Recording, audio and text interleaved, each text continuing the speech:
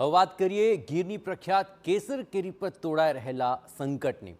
આ વર્ષે પ્રખ્યાત કેસર કેરી લોકોને મૂડી ખાવા મળે તેવી આશંકાઓ સેવાઈ રહી છે અને સતત બેવડી ઋતુ અને કમોસમી વરસાદના મારને લીધે કેસર કેરીની ખેતી કરતા ખેડૂતોની મહેનત પર સંકટ મંડરાઈ રહ્યું હોય તેવી સ્થિતિ જોવા મળી રહી છે।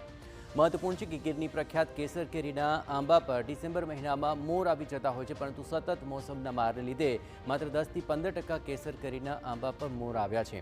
बे तरफ दवाओं जो छटकाव कर्यो छतां जीवातनो उपद्रव वधवाथी केसर पकवता खेडूतो चिंतामां मुकाया छे।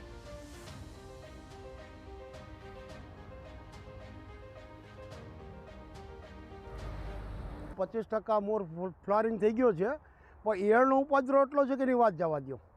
मध्यो एळ सूसियो आ मोरने ऊभो ज नथी थवा देती। केरी जोवा जाए ने त्रीजा महीने आखर में केरी भेगी थाय, त्यां सुधी कई भेगुं थाय एम नथी सर।